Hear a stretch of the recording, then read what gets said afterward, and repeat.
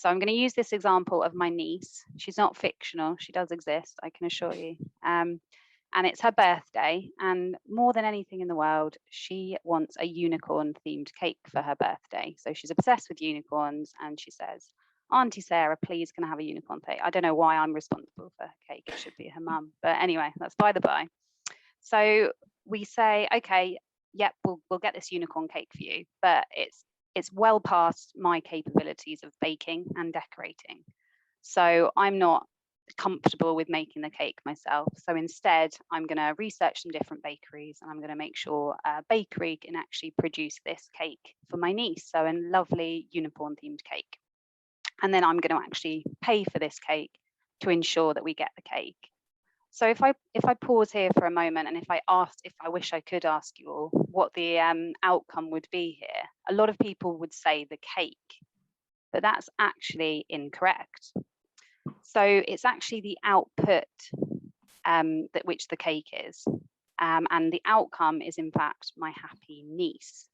So the output is something which is a direct deliverable from the activity. It's something that's tangible, which is the cake. But let's imagine that the bakery got the cake completely wrong and they delivered a dinosaur themed cake. So my niece hates dinosaurs. She's actually pretty terrified of them. So if that was the case, we wouldn't have this outcome of my happy niece. We'd have an outcome of my, scared and upset niece because it's ruined her birthday. So the output here, it's really got to be the deliverable. So the thing that you know is going to happen. And then the outcome here is what you hope will happen as a result. So let's extend this analogy a little bit further. And let's imagine then that my niece really enjoys that unicorn cake so much that she decides she wants to have a go at baking herself. So it's her mum's birthday coming up in a couple of months, and she says that she would really like to bake her mum's birthday cake.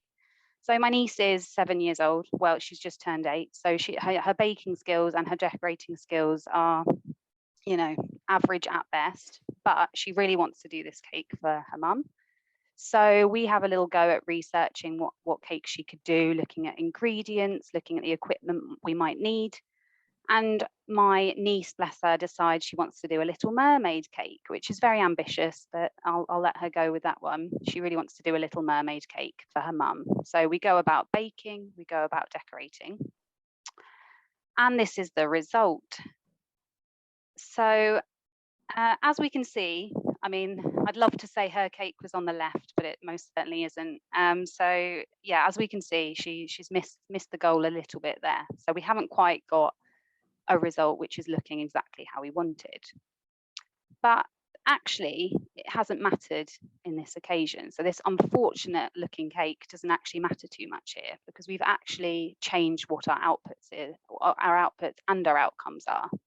So here, rather than our cake being our output was actually that my niece was able to learn how to make a cake, have the opportunity to learn how to make a cake.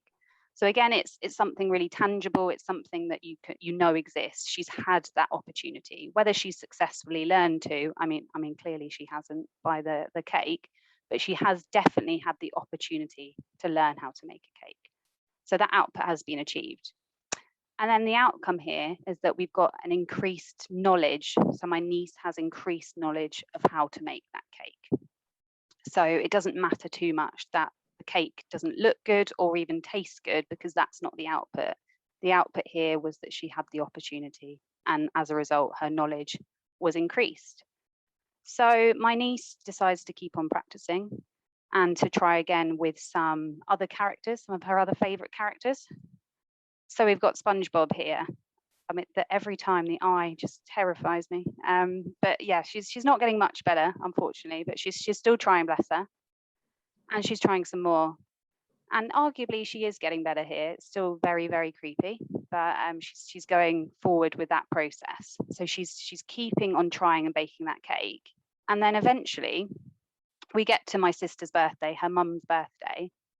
And our long-term impact is actually realized because she is able to bake a cake that not only looks good, but also tastes good. So that impact, that long-term goal was actually realized by the process of learning how to bake that cake and increasing her knowledge. So what I'm trying to show here is that your outputs and your outcomes need to be really explicitly stated in your theory of change. And also that you might have unexpected outcomes sometimes, but they will ultimately lead to the impact, or you hope the impact that you want. So it's really important to be specific and also monitor unexpected outcomes, which might help achieve your impact.